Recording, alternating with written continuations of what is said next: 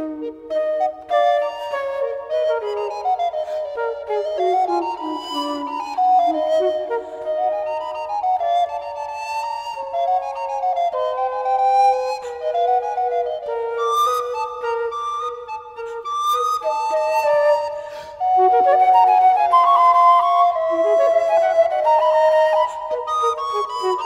complace enviar un saludo a todos los compañeros presentes y a quienes nos siguen por los canales de YouTube. Igualmente se les envía el saludo enviado por el presidente del Centro Internacional Miranda, Domingo Medina Gutiérrez, y de parte del ministro de Educación Universitaria. Nos toca revisar hoy en buena medida el panorama político de Estados Unidos para el próximo año en lo que concierne a Venezuela, pero sobre todo en lo que concierne a Venezuela por las amenazas que siguen cayendo sobre nosotros. El Partido Republicano controla todas las palancas del poder institucional, como es bien sabido, en ese país, con un Donald Trump dominando y liderando el poder ejecutivo y las cámaras del Congreso, ambas cámaras. El control de su organización es casi total. Este panorama anticipa sin ninguna duda una agenda legislativa que puede, desde luego, revitalizar, reanimar proyectos de agresión contra Venezuela, proyectos que de hecho adquieren velocidad y fuerza, como es el caso de la llamada Ley Bolívar, que podría ser promulgada antes del cierre de este periodo, el periodo 118 del Congreso gringo. No es difícil entonces concluir que esta ley forma parte de la permanente y jaquetona injerencia de los Estados Unidos y su constante atropello para imponer sus intereses. Ante esta nueva amenaza, el Centro Internacional Miranda se complace en presentar el día de hoy la conferencia Ley Orgánica El Libertador contra el bloqueo y en defensa de la patria. Para ello tenemos la presencia de Juan Eduardo Romero Jiménez, historiador venezolano, doctor en Historia Contemporánea de América Latina, docente de la Facultad de Humanidades y Educación de la Universidad del Zulia, investigador especialista en procesos políticos contemporáneos, director nacional del Centro de Investigación y Estudios Políticos y Estratégicos, CIEPES, y coordinador de la Red de Historia, Memoria y Patrimonio del Zulia, miembro de la Asociación de Historia Actual, miembro del colectivo de formación Combates por la Historia, diputado a la Asamblea Nacional y miembro de la Comisión Permanente de Seguridad y Defensa de la Nación. Con ustedes dejo a nuestro colega, amigo y camarada Juan Eduardo Romero Jiménez. Gracias, Eduardo. Agradecido a Javier, que siempre está atento a que discutamos sobre la base de la agenda histórica y política que se nos presenta. Y gracias al Centro Internacional Miranda, que es mi casa, ustedes son mis hermanos, a Domingo, que aunque no esté acá, está presente a través de ustedes constantemente. Y además, gracias a los compañeros del Ministerio de Cultura, del Centro de Estudios Simón Bolívar, que rigen esta maravillosa casa que se ha transformado en un espacio importante para la discusión de lo histórico, de lo político y lo estratégico. Mira, yo comenzaría con algunos datos bien impactantes. Lo primero, entender que de 2012, es decir, previo a la muerte de Chávez, hasta el año 2022, nosotros hemos tenido 640.000 millones de dólares en pérdida por las medidas coercitivas unilaterales. Afectación en el área de producción. Nosotros pasamos de producir y exportar hasta 55.000 millones de dólares solo en petróleo a el fatídico año 2019, donde apenas pudimos exportar 750 millones. Si suena bastante, 640.000 millones, más sonaría si yo comparto con ustedes una cifra contundente. Solo con 20 millones, mi querido Javier, Eduardo, de esos 640.000 millones, solo con 20 millones, durante 3 meses, los 7.800.000 familias que están registradas en el CLAP pudieran recibir 2 bolsas al mes, solo con 20 millones. Imagínate, por supuesto, ya no tenemos las condiciones de desabastecimiento que teníamos para el 2019, pero imaginémonos ahorita lo que esto significaría en términos de apoyo a el consumo calórico que necesitan los venezolanos para tener un desarrollo adecuado. 2 bolsas al mes, solo con 20 millones trimestrales, es decir, solo con 80 millones de dólares anuales, suficiente para entregar 2 veces al mes durante 12 meses seguidos una bolsa CLAP perfectamente abastecida. Ahora intentemos hacer un ejercicio aún mucho más complejo e imaginemos que pudiéramos hacer con los más de 638, casi 639.000 millones de dólares más. Electricidad, para solo hablar de un tema, ¿cuántas plantas de generación termoeléctrica pudiéramos haber instalado en todo el país?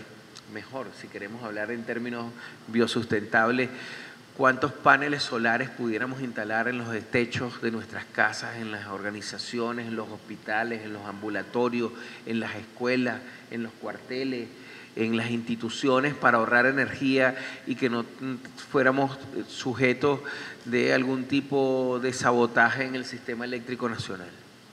Imaginemos cuántas viviendas pudiéramos construir si hemos llegado a más de 4 millones de viviendas.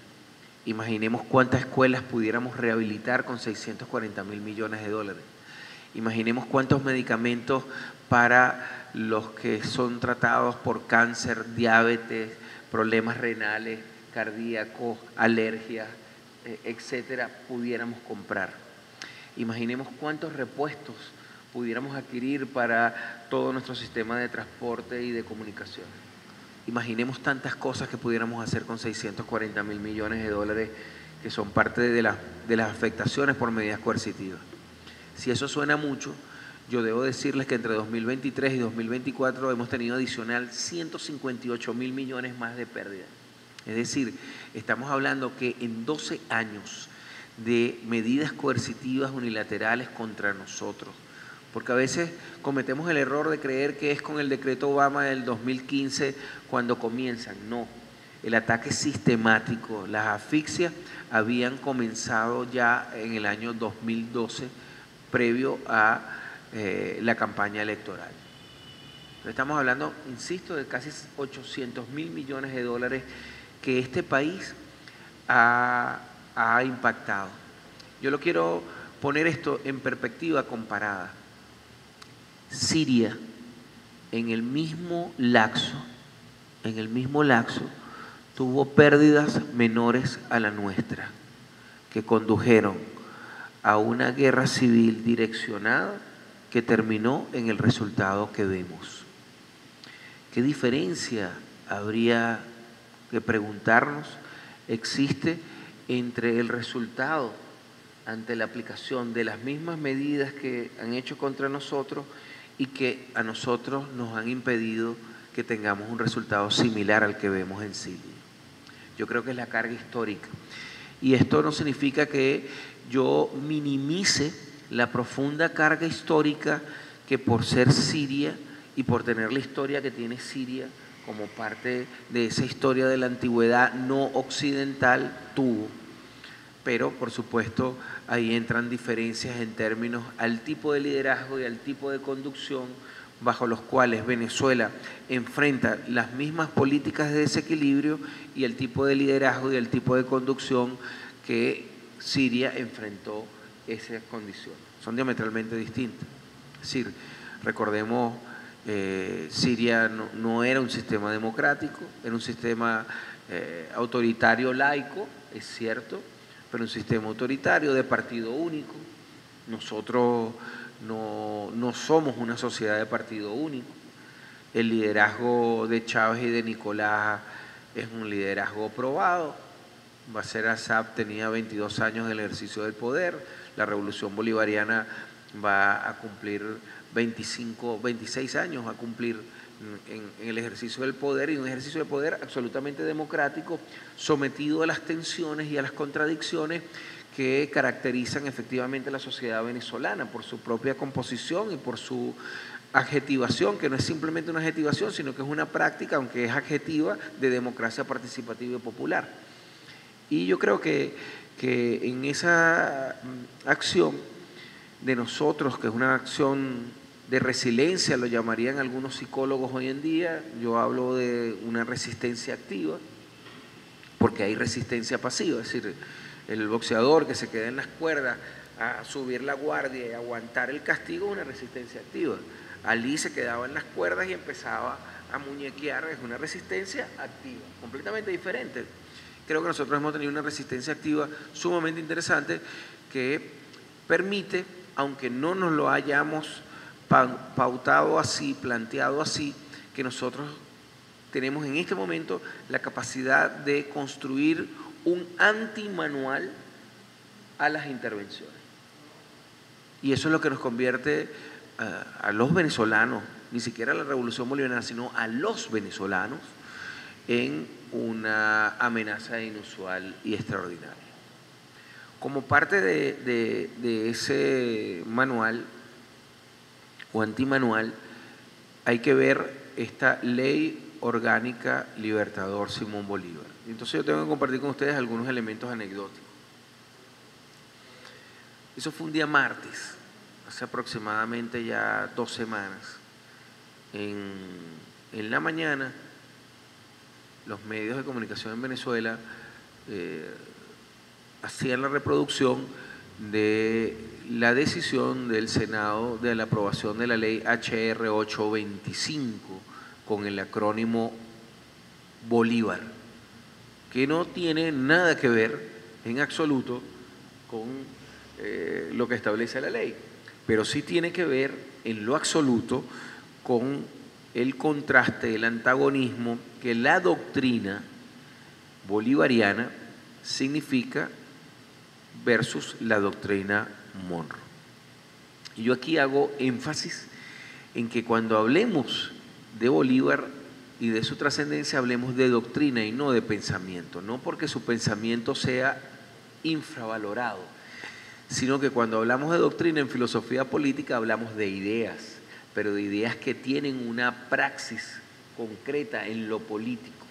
Cuando hablamos solo de pensamiento, hablamos de ideas que quedan en ese mundo de lo ideal del cual nos hablaba la filosofía antigua.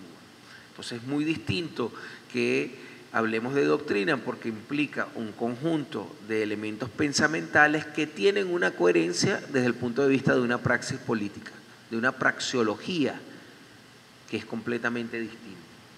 Yo por eso cuando hablo del Libertador no hablo del pensamiento del Libertador, hablo de la doctrina del Libertador. Es mucho más profunda, es mucho más contundente, es coherente. Porque sobre la base de doctrina surge algo que es interesante. Los proyectos políticos tienen pensamiento e ideología, pero los proyectos políticos son distintos a los proyectos emancipadores, porque los proyectos emancipadores que tienen política e ideología son proyectos liberadores. Un proyecto político puede no necesariamente llegar a ser un proyecto emancipador. Un proyecto emancipador, el siguiente paso en la escala de evolución es que se transforma en un proyecto histórico, es decir, un proyecto que perdura en el transcurso del tiempo y que tiene sobre la base de su valor doctrinario la capacidad de adecuar sus lineamientos al nuevo momento que vive, caso nuestro.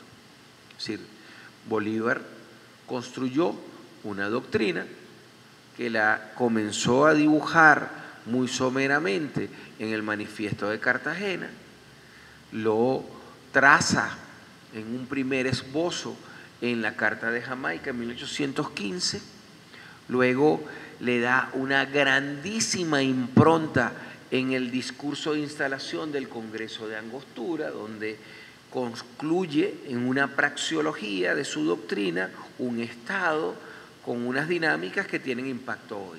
Es decir, cuando Nicolás convoca el Consejo de Estado, recientemente ante la circunstancia sucedida después del 28, 29 y 30 de julio, la figura del Consejo de Estado es una figura que crea Bolívar en el discurso de Angostura. Cuando Chávez incorpora en el debate que conduce ahora este 15 de diciembre a los 25 años de la Constitución de la República Bolivariana de Venezuela e introduce la figura del poder moral, está incorporando en forma clave un elemento de la doctrina del Libertador esbozada en Ayacucho. Cuando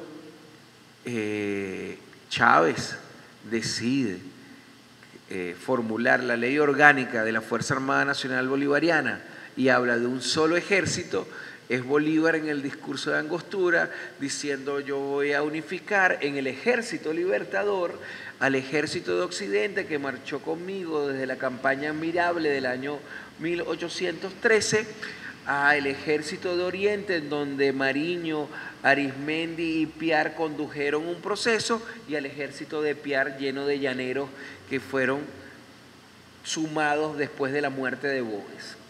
Y crea una sola fuerza, con un solo mando, con una sola organicidad, con una sola dirección estratégica.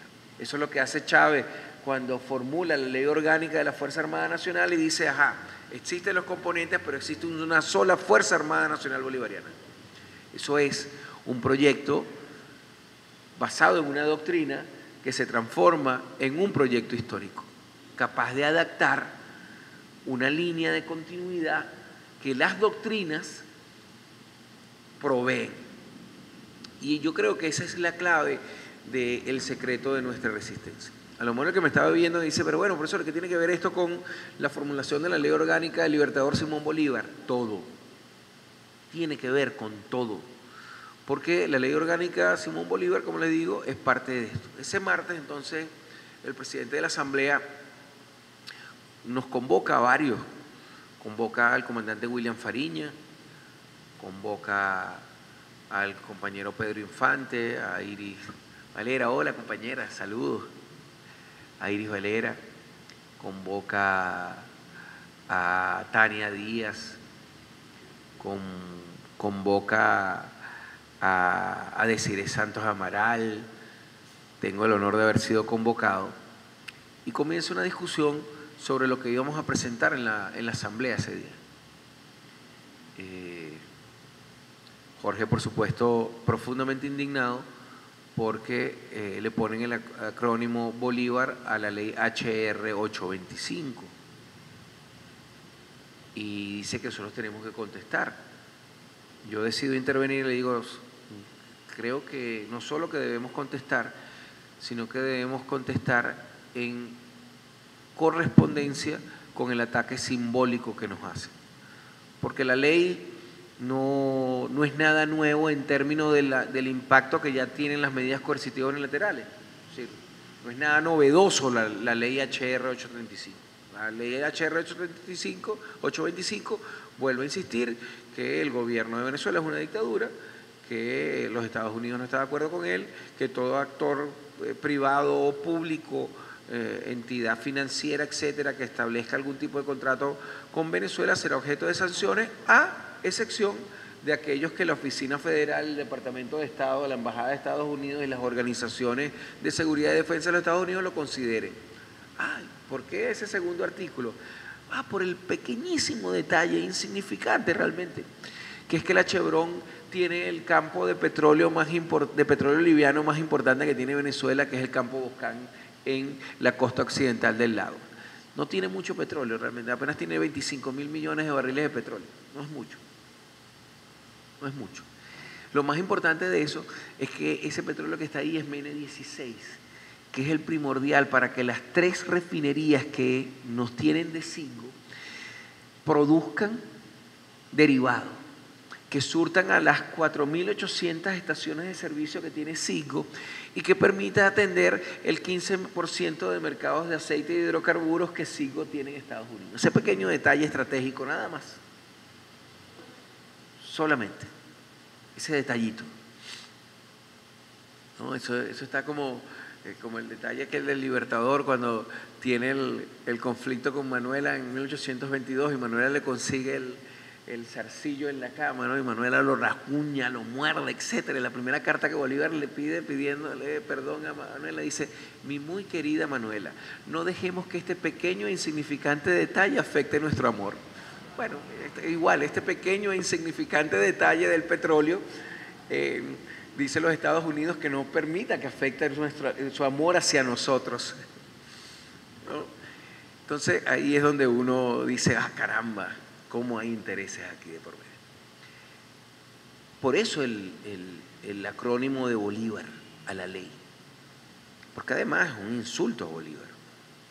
Y nosotros decíamos, bueno, tenemos que responder con la misma intensidad, teníamos que responder con la misma intensidad. Y bueno, decidimos entonces lanzarnos la ley. Inicialmente se planteó como una ley especial y ahí tuvimos una discusión. Nosotros decíamos, pero bueno, ¿por qué una ley especial? En términos de la pirámide de Kelsen está muy abajo desde el punto de vista de jerarquía. Y lo que nosotros estábamos planteando era no solo una reivindicación del nombre del libertador Simón Bolívar, sino además una acción contundente. Y por eso decidimos elevarla en primera discusión a Ley Orgánica el Libertador Simón Bolívar, contra el bloqueo y en defensa de la patria. Esto no es cualquier cosa, es la primera ley en 214 años de historia republicana que utiliza el nombre del Libertador. La primera ley, Eduardo, en 214 años de historia republicana. Desde 1810 hasta el 2024, ningún gobierno, ningún congreso, ninguna estructura de formulación de leyes había utilizado el nombre del Libertador para una ley. Esto tiene un significado simbólico importante, porque no solo es que es la primera vez, sino que es el tipo de primera vez, ¿no?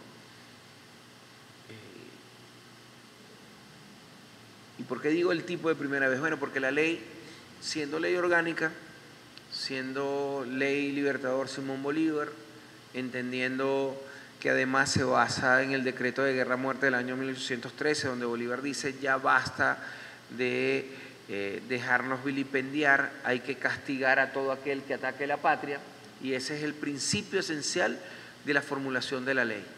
Luego nosotros utilizamos elementos de corte. Creo que hay 4 momentos claves en la discursividad, en la doctrina del Libertador que nos sirvieron de base. Y ahí me siento profundamente orgulloso de haber tenido incidencia en esos 4 momentos. El primero, el decreto de guerra-muerte, como señalé. El segundo, el diálogo de las cartas de Bolívar con Irving, el encargado de negocio en 1819, cuando le dice, ante la amenaza de Irving: hemos perdido la mitad de la población peleando contra un imperio, la otra mitad está gustoso de seguir el ejemplo, si es Venezuela la que se le ofende. Y ahí la última carta de Irving del 18 de octubre de 1819, donde Bolívar le dice: pueblos libres vencen imperios poderosos. Ese es el segundo hito. El tercer hito es un hito que tiene que ver con una indicación que en el año 1823, cuando los Estados Unidos comienza a cambiar su posición hacia Venezuela. El año 23 es un año clave, es el año, como ustedes saben, de la batalla naval del Lago, es el año de la toma de Puerto Cabello, pero es el año también donde la campaña del sur adquiere una especial significación. Se ha dado en el 2022, en 1822, Pichincha y Bomboná. Bolívar ya ha enviado a Sucre, Bolívar ha enviado ya un contingente importante a atender todo el tema de la campaña del sur, que era significativo porque en el Perú y en el Alto Perú seguía un contingente significativo de tropas españolas que podían en cualquier momento recibir refuerzos e iniciar una ofensiva de sur a norte que pudiera conectarse con la presencia española que todavía estaba en La Habana y en Puerto Rico y que recibía constantemente o pretendía recibir constantemente refuerzos desde el puerto de Cádiz en Palos de la Frontera en España. Por lo tanto, había una amenaza a la seguridad geoestratégica establecida en la Guerra de Independencia como proyecto emancipador. Bolívar, viendo eso, refuerza su acción militar. La batalla de Carabobo, del lago de Maracaibo, el 24 de julio de 1823, y luego la toma de Puerto Cabello en diciembre de ese mismo año, le otorga una ventaja geopolítica significativa. En el año 22 no se nos puede olvidar que Bolívar firma un tratado de unidad perpetua y asistencia con México, y por lo tanto estamos hablando que desde Río Grande hasta la Patagonia hay un ejército de más de 22.000 hombres en armas, curtido, con experiencia, que han derrotado lo más selecto de las tropas napoleónicas, y es una amenaza para los Estados Unidos. Los Estados Unidos había construido la tesis de la fruta madura, eso es, hasta que yo no me fortalezca, no voy a proceder a una expansión completa geopolítica que haga posible tener el control que hoy en día tiene y la incidencia geoestratégica y militar que hoy en día tiene. Lo tenía muy claro Jefferson, lo tenía muy claro Hamilton, lo tenía claro John Adams, lo tenía claro Washington en su momento. Lo tenía claro Monroe, incluso cuando en 1823, por incidencia de John Adams, que era su secretario de Estado, redacta la doctrina Monroe como tal. Pero el 23, aprovechando que se estaba en esa ofensiva, los Estados Unidos decide comenzar a construir un proceso que va a conducir al reconocimiento por parte de los Estados Unidos del gobierno de la República de Colombia. Recordemos que la República de Colombia la ha creado Bolívar ya en 1820. La Ley Fundamental de Colombia, el 17 de diciembre de 1820, crea la Ley Fundamental de Colombia y construye el proyecto de integración. En 1823, como les estoy diciendo, Bolívar le da unas indicaciones a José Rafael Revenga que yo quiero leerles a ustedes, porque es muy preciso lo que Bolívar le dice y tiene total vigencia con el hoy, mis queridos Eduardo y Javier. Le dice esto. José Rafael Revenga, que fungió incluso en un momento determinado como ministro plenipotenciario de Bolívar. Yo no sé qué deba pensar de esta extraordinaria franqueza con que ahora se muestran los americanos. Por una parte dudo, por otra me afirmo en la confianza de que habiendo llegado nuestra causa a su máximo, ya es tiempo de reparar los antiguos agravios. Si el primer caso sucede, quiero decir, si se nos pretende engañar, descubrámosle sus designios por medio de exorbitantes demandas. Si están de buena fe, nos concederán una gran parte de ellas. Si de mala, no concederán nada y habremos conseguido la verdad que en política como en guerra es de un valor inestimable. Ese es el tercer hito que utilizamos para la ley. El cuarto hito es un poco más conocido, es la carta de 1829 a Patricio Campbell.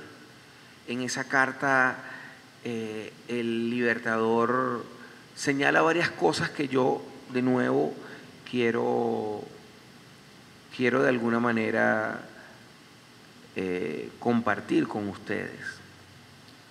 Bolívar dice en esa carta algunas cosas que son muy, muy, muy interesantes. Quiero leerlas con ustedes. Voy a esperar que abra el archivo. Aquí está, ya abrió. Mi teléfono es como la bolsa de Mary Poppins. ¿Ustedes se acuerdan de la bolsa de Mary Poppins que tenía de todo? Bueno, así es mi teléfono. Dice,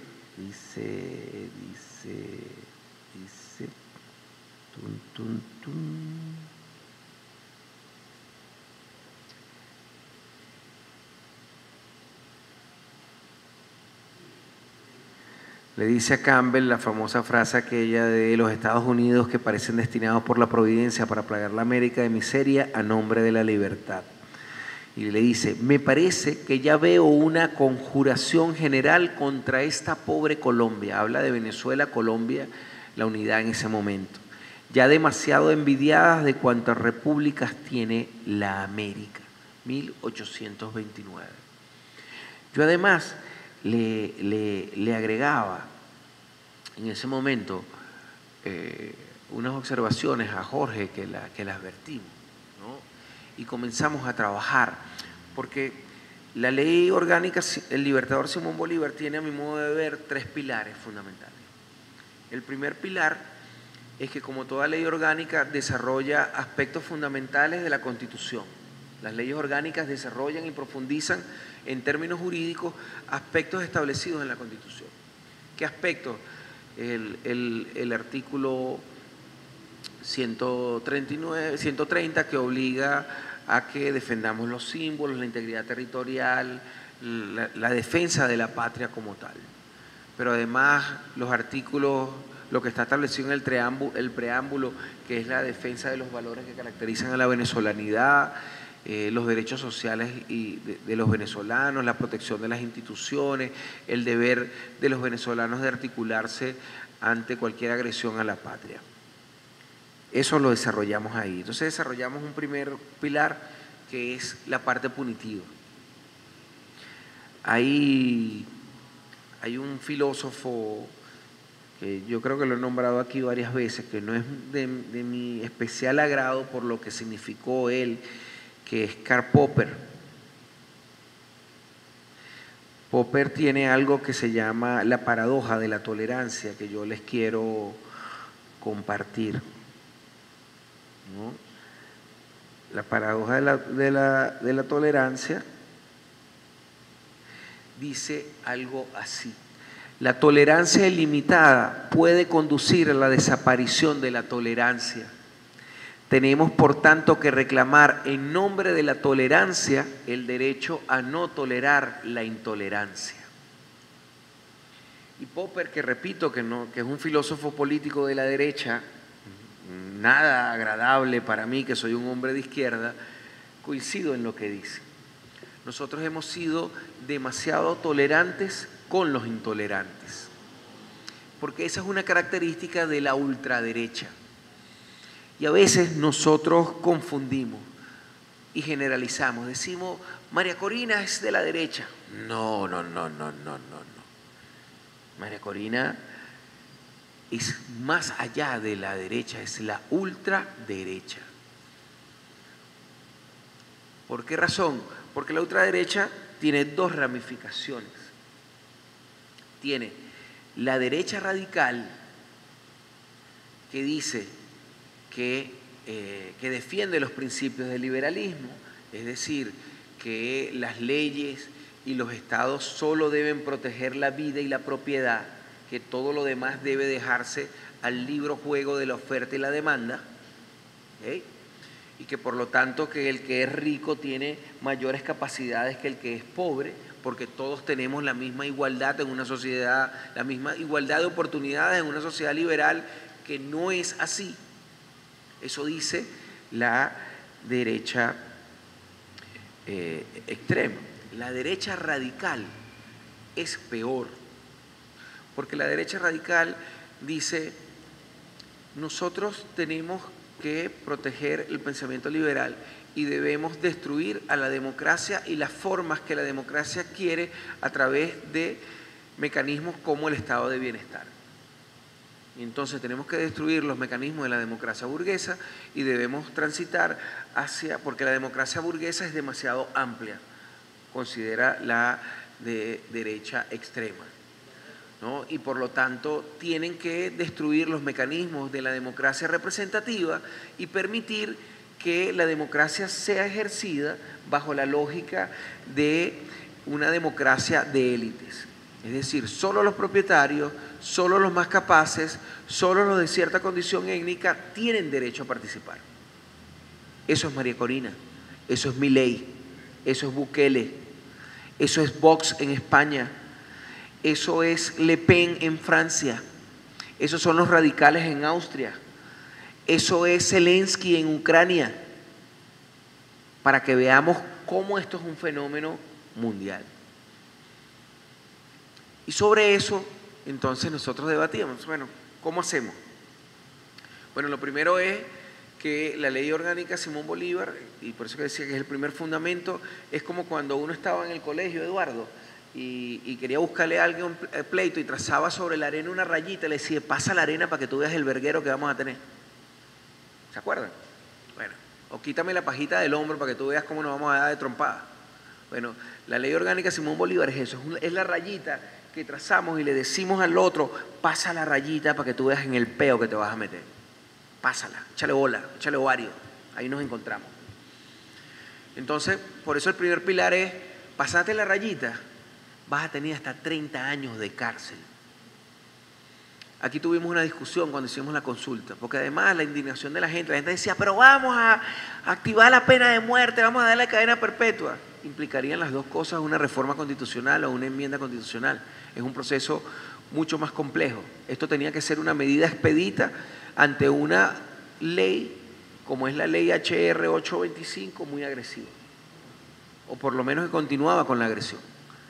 Entonces, utilizábamos con la condición de ley orgánica que implica el desarrollo de lo que constitucionalmente establecía, utilizábamos lo que nuestra Constitución y el Código Orgánico Procesal Penal establece, que es la pena máxima de 30 años.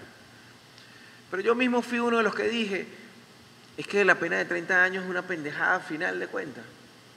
Un tipo que tenga, como fue Leopoldo, que tenía 40 años, 30 años, en 30 años sale libre, y otra vez como si nada, como las Steyfried. ¿Se acuerdan la propaganda de las Steyfried? Como si nada. Pasa el día, querida mujer, sin ningún tipo de incomodidad, como si nada. Bueno, así. Entonces no podía ser como si nada. Entonces, bueno, el primer pilar, penas de 30 años. El segundo pilar era, ¿qué hacemos? Para que fuera, porque eso es una acción punitiva, física, pero le conseguimos, y esto me recuerda, porque repito, esta ley, creo que una vez se lo decía Javier, yo me siento, y esto es un preámbulo para esta segunda parte, para esto que voy a explicar a continuación, yo me siento profundamente orgulloso de vivir en la época de Chávez y de Nicolás como ustedes, pero además me siento doblemente orgulloso porque lo he vivido en mi condición de historiador, lo cual me ha permitido tener la participación que tengo, porque yo soy un buen pajugo, pues, como dice un buen amigo mío. Y entonces, cuando discutíamos qué más hacer, yo le referenciaba al presidente de la Asamblea un tema histórico. Para la época de Ayacucho, mi querido Eduardo y Javier y los que nos ven, en abril de 1824, escuchen esto, Santander, que es vicepresidente de la República de Colombia, decide, porque ya había comenzado la disputa entre Bolívar y Santander, decide, a través del control que tenía, porque Santander estaba en Bogotá, donde funcionaba el Congreso de la República de Colombia, que había sido electo inmediatamente después de la aprobación de la Ley Fundamental en 1820, decide revocar una ley que en el año 1821 se había aprobado, que le daba plenos poderes a Bolívar. Ya las voy a leer la ley, permítanme, que por aquí la tengo.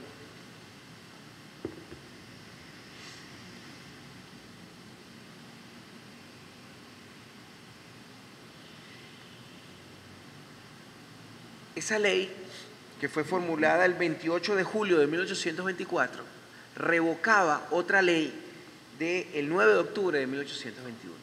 ¿Cuál es la importancia de la ley? Y esto viene por la respuesta que le da Bolívar, que yo utilizo para que justifiquemos algunas cosas que tomamos en la ley orgánica Simón Bolívar, que es dura, que es radical, que es extrema. Pero en la guerra todo se vale menos perderla.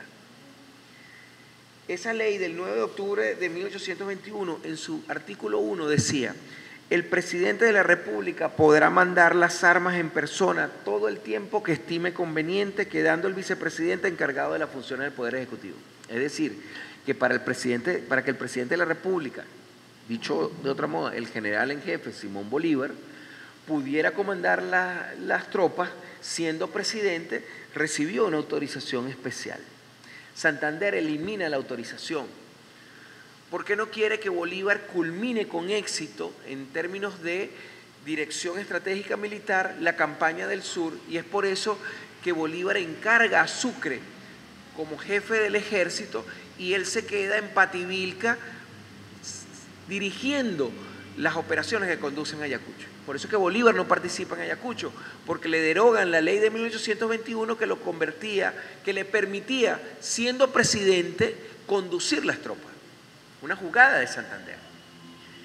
Santander le alega que es que hay que proteger a Bolívar, porque si en la batalla muere, se cae todo.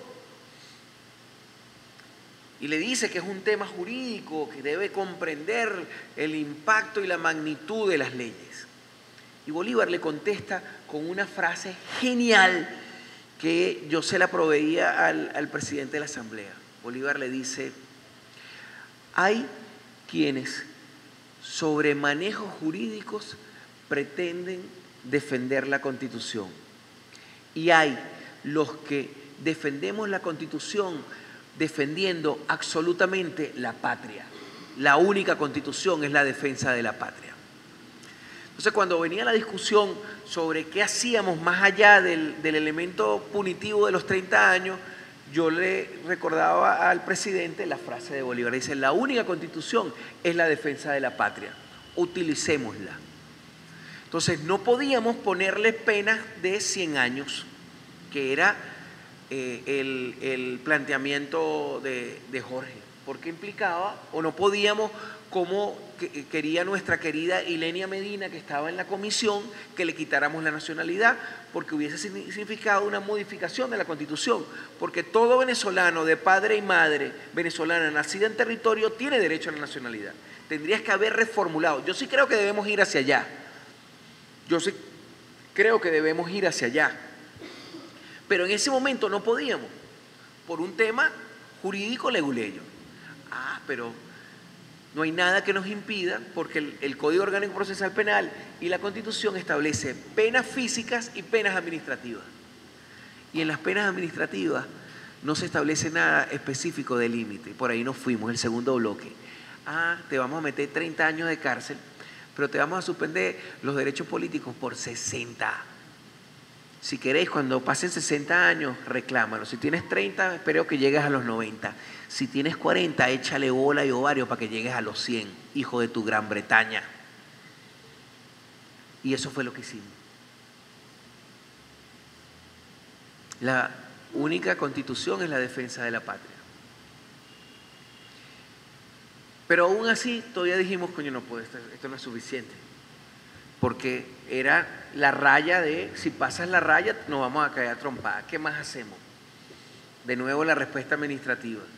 A ver, estos tipos que llaman a la invasión, que reproducen mensajes de la invasión, después vienen acá a Venezuela, quieren hacer conciertos, quieren firmar contratos de publicidad, quieren contratar con el Estado, pagan seguros a empresas del Estado. Por ahí no le vamos a meter.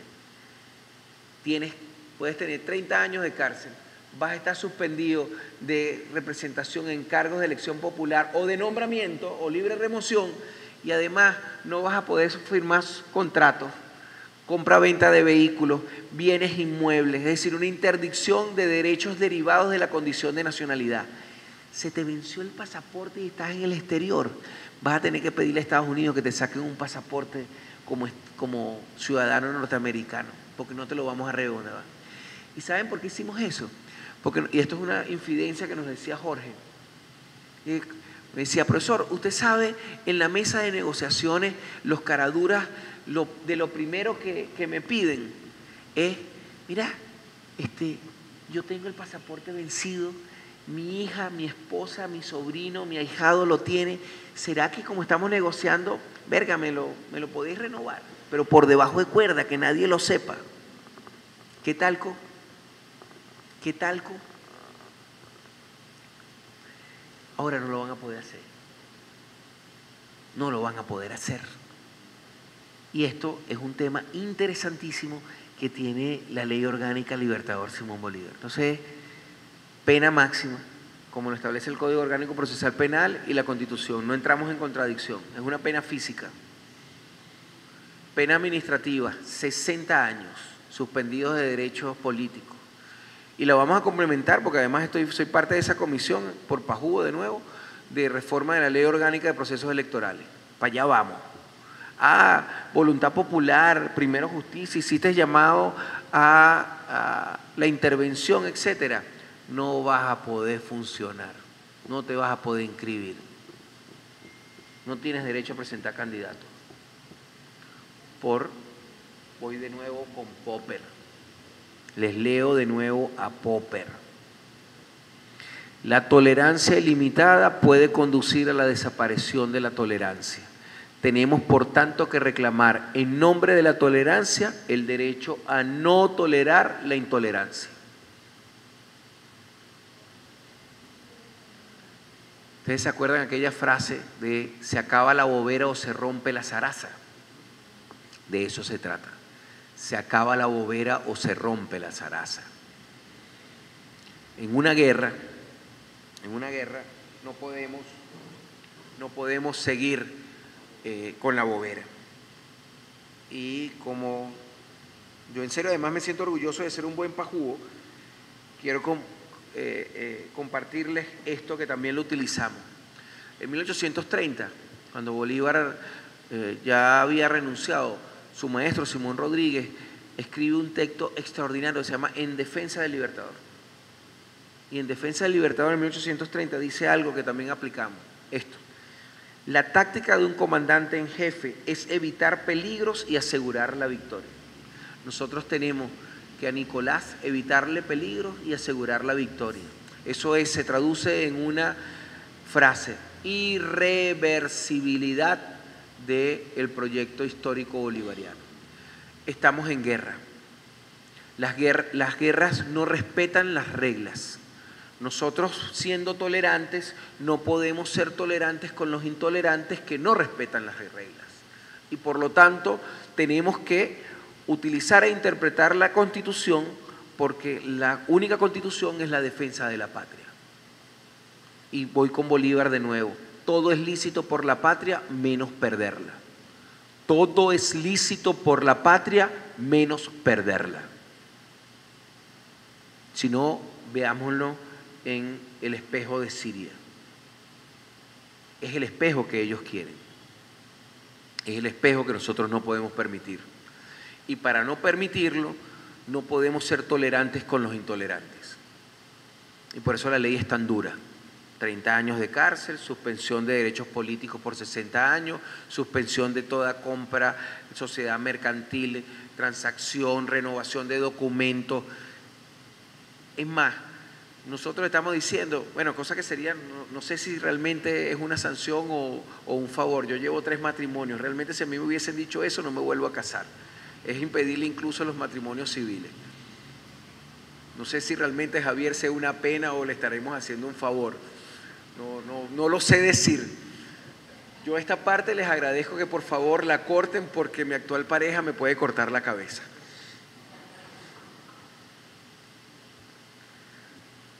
Ahí es donde mi papá me decía que menos mal que yo era un tipo estudioso, porque no servía para nada de resto. Y sobre eso trabaja la ley.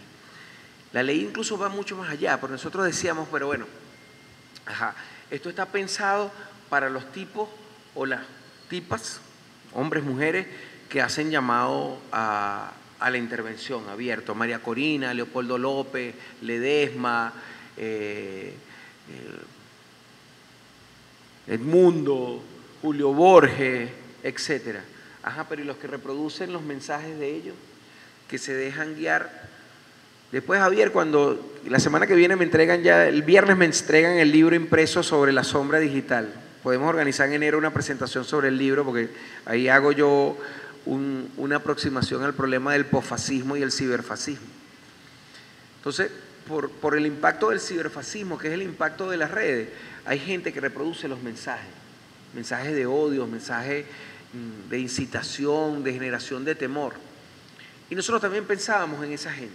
Dice, bueno, no es lo mismo una pena para María Corina, que sí abiertamente dice que a alguien que se deja arrastrar, hombre o mujer, adolescente o adulto mayor, que se deja arrastrar por estas condiciones del ciberfascismo y de las redes digitales, no puede ser lo mismo la penalidad.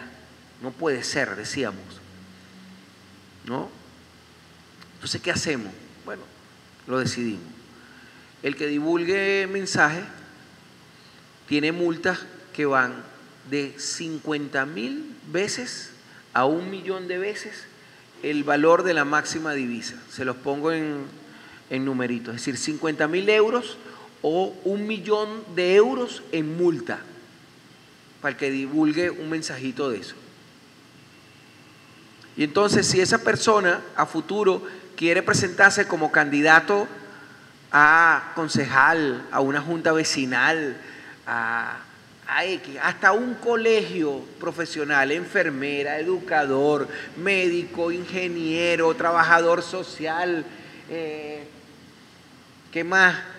Colegio de asociación de taxistas, comerciantes plataneros, vendedores de marihuana, no importa cuál asociación se le ocurra, no va a poder hacerlo porque reprodujo un mensaje de instigación y va a pagar como mínimo una multa de 50.000 euros. Vaya, de nuevo, pasa la raya, échale bola, échale ovario, pasa la raya. Tienes ovario, tienes testículo, llamas a la guerra de tu país, llamas a la intervención, asume tu peo. Se acabó la bobera. Se acabó la bobera. De eso se trata la ley. Es dura, sí, pero entre esto y una guerra, donde en una guerra solo hay dos certezas, cuando comienza, y que no hay excepciones entre hombres y mujeres, niños, adultos y ancianos, yo prefiero esto.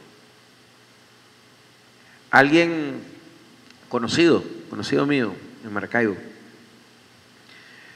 se enteró, porque eso salió, los miembros de la comisión que redactamos la ley, era un acto público, me escribían: vergüenza debes sentir de ser parte de este adefesio jurídico. Y le decía, no, vergüenza sentiría si llegáramos a un nivel de guerra y yo no hubiese hecho lo que tenía que hacer como me correspondía. Ahí sí hubiese sentido vergüenza.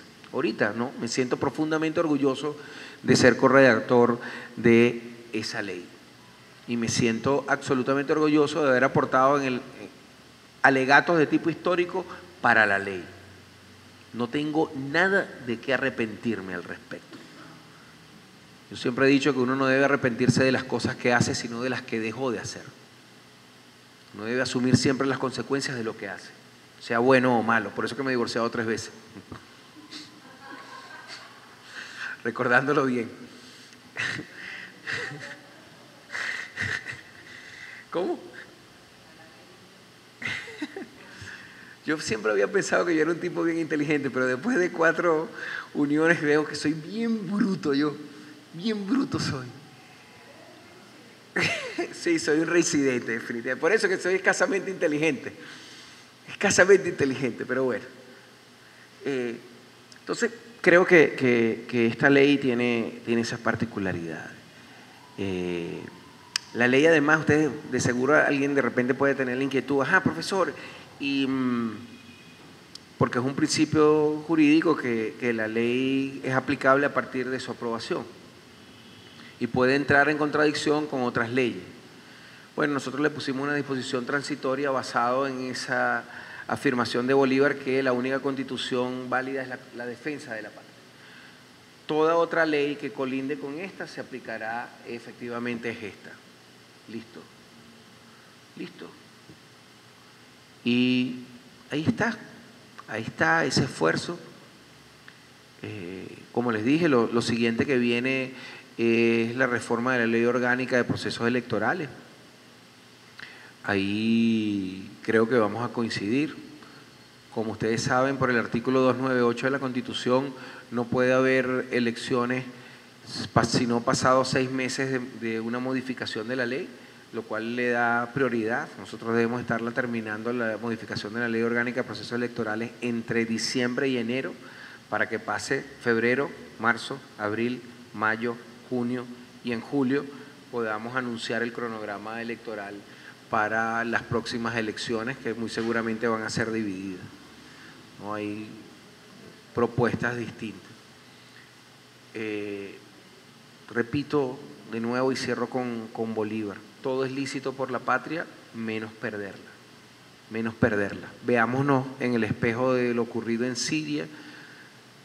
Tenemos, insisto, la fortaleza que nosotros hemos tenido tal nivel de habilidad que somos capaces, porque en la práctica lo hemos hecho, aunque no lo hemos presentado, de crear un modelo contra los esfuerzos de desestabilización. Nosotros hemos respondido con todo, fíjense. Nosotros respondimos al desabastecimiento con la ley de creación de los consejos locales de abastecimiento y producción. Respondimos a los ataques contra la moneda, creando una flexibilización en el mercado cambiario. Respondimos a los intentos de utilizar las bandas criminales, creando las milicias y creando el sistema defensivo territorial. Respondimos a los esfuerzos de boicotear las transacciones internacionales a través de los sistemas de intercambio mundial existentes controlados por los Estados Unidos a través de los acuerdos del Banco Mundial y el Fondo Monetario con la ley antibloqueo. Respondimos a los esfuerzos que se hacen de financiamientos a ONG destinados a captar, a formar, a darle recursos para la desestabilización interna con una ley para el financiamiento de organizaciones no gubernamentales, supervisión y control. Respondimos, y bueno, esa la tenemos ahí todavía pendiente, de la cual también soy parte, ante las acciones del fascismo, el neofascismo y otras manifestaciones con la ley contra. Respondimos porque estamos plenamente conscientes de que el problema del posfascismo no es solo de Venezuela, sino mundial, como les he dicho, repito, Bukele, Milei, Vox en España, Le Pen en Francia, Zelensky en Ucrania, lo que viene ahorita en Siria, Netanyahu en Israel, lo que vemos en algunos países de Asia Oriental, es un resurgimiento de la ultraderecha muy peligrosa que ha venido ganando cada vez más espacio. Y creamos la Internacional contra el Fascismo y el Neofascismo, la Liga Parlamentaria Mundial contra el Fascismo, la Liga de Juventudes contra el Fascismo, ¿no? Estamos creando organización. Es un modelo antineocolonial, es un modelo contra la ultraderecha, es lo que nos hace a nosotros una amenaza inusual y extraordinaria. Si en el siglo XIX con Bolívar la Revolución Libertadora fue una amenaza que incluso produjo que se formara la Santa Fe, la llamada Santa Fe, ¿no? Que era la unión, la Santa Alianza, ¿no? Que era la unión de Prusia, de España, de Francia, intentando contener los procesos revolucionarios en nuestra América. Nosotros hoy volvemos a ser ejemplo. Hoy nosotros volvemos a marcar la pauta. Y creo que eso tiene que ver, utilizando a Sván Mésaros, con la carga histórica que nosotros arrastramos y que nos permite de alguna manera resistir y vencer. Termino con una frase del poeta Miguel Hernández, que es uno de mis preferidos. Miguel Hernández decía: siempre en medio de la lucha hay una luz que vence a la sombra. Seguro que venceremos. Muchas gracias.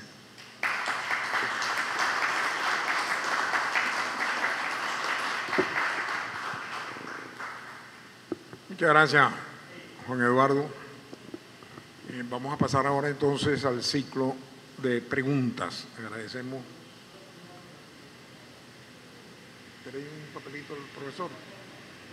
No necesita papel, por favor. Vamos a darle la palabra. Perfecto. Adelante, por favor. Maestro. Mire, diputado, yo soy zuliano, nací con los articos por acá. Diputado, será usted, yo soy profesor. Profesor. Mire, yo quisiera que usted me aclarara. Prenda el micrófono para que se grabe. Bueno, parece que no funciona. Ahora sí. Mire, yo quisiera que usted me aclare algo.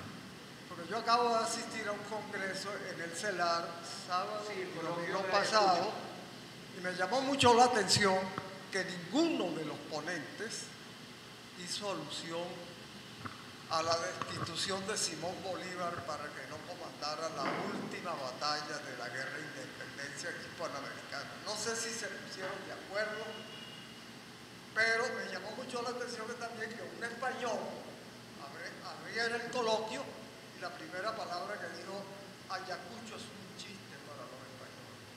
Yo le diría un chiste, no, fue el terror del imperio español, que es otra cosa, ¿no?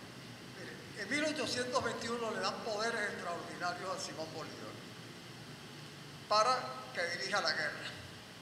El Congreso del Perú invita al Libertador a que vaya a auxiliar al Perú en su lucha por la guerra de independencia. Pero en esos momentos, en Bogotá, llegaba el primer embajador de los Estados Unidos, tal Richardson, senador por Kentucky. Ese hombre al entrevistarse con Santander, estando ausente ya Bolívar en el Perú, se da cuenta que Santander es un tipo muy resentido por la gloria de Simón Bolívar. Y lo empieza a cantar y a hablar. Hizo una amistad muy estrecha y le decía que el que merecía ser presidente de la Gran Colombia era Santander, que era un letrado, y no Simón Bolívar. Entonces Santander, valiéndose de un senador Azuero, que luego va a tomar parte en la noche se termina, llevan una moción al Congreso para quitarle los poderes extraordinarios que tenía Simón Bolívar, por instigación de ese norteamericano. El odio que los norteamericanos tenían contra Simón Bolívar también se expresa, por ejemplo, un año más tarde, un tal Jackson, el segundo embajador de Estados Unidos en Colombia, en un brindis que hace un patriota y dice, vamos a brindar por los dos hombres más grandes de América, Washington y Bolívar.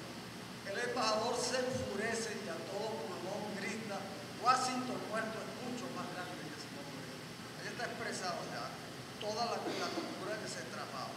Santander, cuando Santander aprueba la moción el mismo día en que fue propuesta, ni siquiera hubo debate, inmediatamente la aprobó, le escribe a Bolívar y le dice, no he sido yo el que ha aprobado esto, son 4 diputados caraqueños, o sea, ya la culpa lo consular, no fue eso, porque Santander carecía de grandeza, como lo dicen muchos historiadores también colombianos bolivarianos, ¿no? Bueno, Santander, la finalidad de su locura consistía en que él calculó muy mal que Simón Bolívar se iba a insurreccionar y no iba a aceptar su destitución. Tanto es así que la tropa estuvo a punto de insurreccionarse y Bolívar tuvo que aplacarlos y dijo que él era un constitucionalista y que él aceptaba esa destitución. Pero permanecía en el Perú porque el Perú lo había nombrado dictador del Perú y tenía poderes extraordinarios. Y le dice a Sucre, yo te haré llegar los consejos necesarios que pueden conducir a la victoria. Tanto que después Sucre tiene una frase que dice, Bolívar fue el farol que alumbró el camino a la victoria de Ayacucho. Bueno, los peruanos ponen muy mal a los venezolanos en ese momento. Y en Colombia, usted lo debe conocer mejor que yo, al general Julio Londoño Londoño, que fue presidente de la Academia de la Historia en 1950, junto con el Germán Arciniega, conocido historiador colombiano, que propone reescribir la historia de Colombia con la intención de eliminar la presencia de los héroes venezolanos. Leonardo Infante lo presenta como un delincuente. A Anzoátegui también, porque Anzoátegui en la batalla de Pantano de Vargas sorprende a Santander escondido en unas piedras y le dice: mire, general Santander, o nos escondemos todos o salimos todos a combatir. Eso nunca se lo perdonó Santander, y después de Boyacá lo hace envenenar en Pamplona con el obispo de esa ciudad. Y así paulatinamente, es decir, este Londoño y su hijo, Julio Londoño Paredes, que ha sido canciller de Colombia también, que son los que tienen la tesis de que a Venezuela no hay que declararle la guerra, sino que hay que ocuparla silenciosamente con el excedente marginal de su población colombiana. Y esa tesis se ha venido cumpliendo en todo el siglo XX. Vean que es Maracaibo. Maracaibo parece más una ciudad colombiana que venezolana. Hasta el lenguaje que caracterizaba al zuliano ha cambiado por los vocablos colombianos que se van introduciendo a través de su música, su comida y su contacto cotidiano con la población colombiana allá.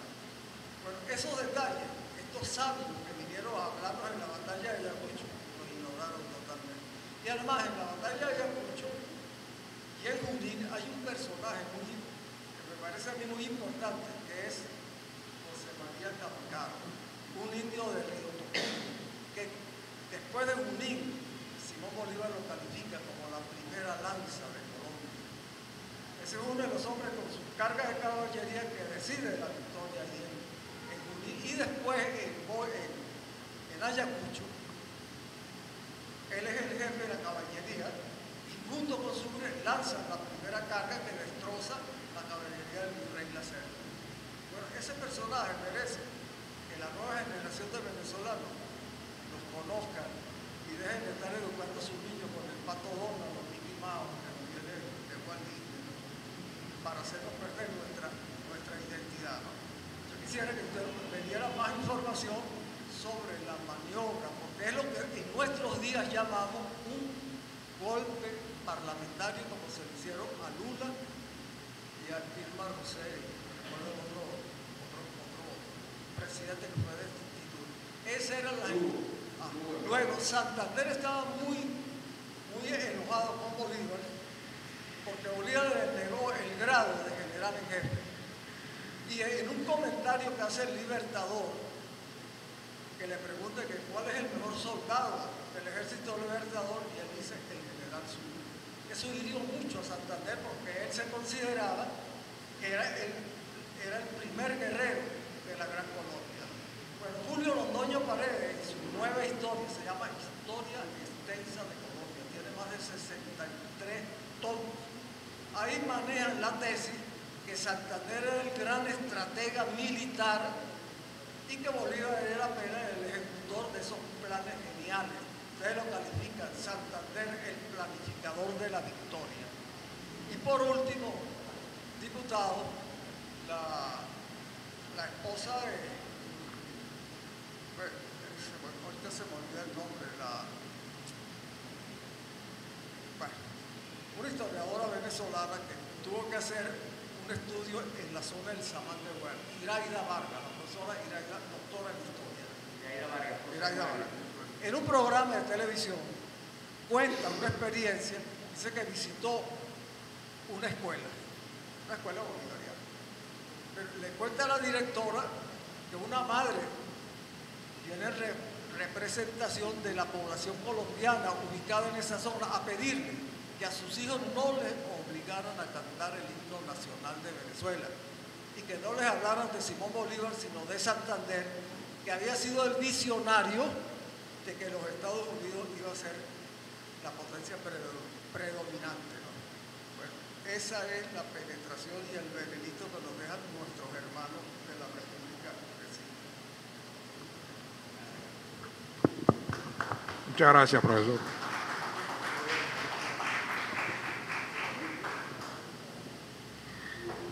Sí, bueno, muy preciso. Yo por eso sí lo nombré. Coincido plenamente con usted, aunque no asistí los 2 días porque tenía compromisos. En una actividad muy parecida estaba en Maracay, pero sí seguí por streaming la realización del coloquio. No les sé dar la explicación de por qué ninguno de los compañeros lo abordó. El compañero español que usted señala es Justo Cuño. De hecho, después lo conversábamos justo y yo le decía, mira, Ayacucho fue una daga en la yugular de España, pero bueno, eso es otra discusión. Lo que sí quiero es dar algunos detalles, porque, claro, el decreto especial de 1821 tiene un contexto histórico y geopolítico completamente distinto al de 1824. Importante entenderlo. Es decir, Bolívar acababa de aprobar la Ley Fundamental de Colombia, tenía un gran prestigio militar, venía exitoso de la campaña liberadora de la Nueva Granada, que es de él, no es Santander, ¿okay? Con tropas venezolanas, esencialmente, crea la Ley Fundamental, nombrado presidente, tiene todos los poderes, tiene un Congreso absolutamente alineado con él porque el enfrentamiento con el ejército y la estructura de poder español está en pleno auge. 1821 además viene el triunfo de Carabobo, es decir, un prestigio indiscutible que nos explica la anuencia del Congreso colombiano para darle plenos poderes. 1824 es distinta la situación. Distinta la situación en términos estratégicos, en términos de composición. Porque entre el 21 y el 24, como usted muy bien lo señala, Santander empieza a moverse. Y empieza a moverse para conducir. Mi papá decía, citando a Aristóteles muchas veces, que creemos que que el poder echa a perder a la gente. No, el poder lo que muestra es el fondo de la gente. ¿No? Y mi papá siempre lo decía. Mi papá decía, mira, cuando tengas en algún momento situaciones de poder, no olvides quién eres. No olvides quién eres. El poder no te echa a perderte, el que te echa a perder eres tú mismo que lo tienes ahí y que permite que el poder te crea por encima de las cosas. Bueno, Santander siempre fue así. Recuerden que le recuerdo a usted, maestro, y a los compañeros que cuando Bolívar inicia la campaña Mirable, Santander se queda del lado colombiano, se niega a pasar con sus tropas contradiciendo las órdenes y el permiso que el Congreso de Cundinamarca con Nariño le había dado a Bolívar para poder iniciar la campaña Mirable que va a terminar exitosamente en Caracas. Ese es Santander bien temprano en 1813. Y no será el único episodio entre Bolívar y Santander, ¿no? Y esto es importante entender. Las razones por qué no lo hayan dicho, no lo sé. Creo que es un elemento importante de entender en la campaña de Ayacucho, porque como muy bien lo decía mi buen amigo Sergio Rodríguez, eso no fue límite para que Bolívar no condujera la campaña que exitosamente termina en Ayacucho. Y Sergio, en la última parte del coloquio, que me tocó el gusto de moderar, yo fui el moderador de esa última parte, señalaba cómo Bolívar le daba dos recomendaciones, dos precisiones extraordinarias. Le decía, evade hasta que te fortalezcas de tal manera los intentos de Canterac y la Serna de acorralarte. Y dos, cuando decidas pelear, donde tú creas que no vas a ser derrotado. Y efectivamente es lo que hace Sucre. Sucre pasa más de mes y medio evadiendo al ejército realista que intenta llevarlo a combatir en donde ellos tengan mayores ventajas, hasta que él lo lleva al terreno. Y eso es importante entenderlo. Claro, la decisión que conduce a eso tiene que ver además con la propia situación en el Perú. Como usted muy bien dijo, sucintamente, primero Rivas Agüero, parte de la nobleza peruana, y luego Torre Tagle, conjuntamente con el Congreso, le piden a Bolívar que entre al Perú.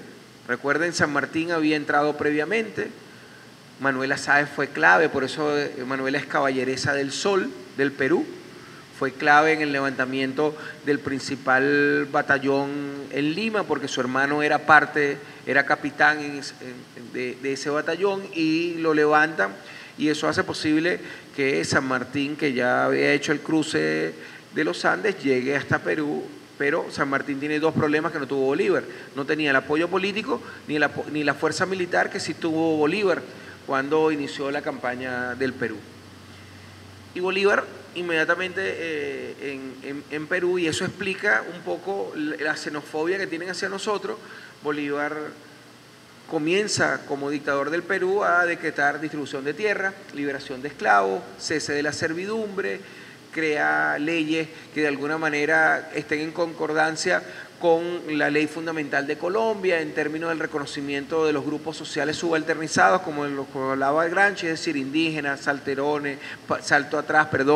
pardos, mulatos, mestizos, afrodescendientes, que están ahí en el Perú, y la nobleza, con Rivas Agüero primero y con Torre Tagle después, peruana, se siente afectada. Y es por eso que tanto Rivas Agüero primero y Torre Tagle vuelven a negociar con los españoles intentando restituir la monarquía y traicionan a Bolívar.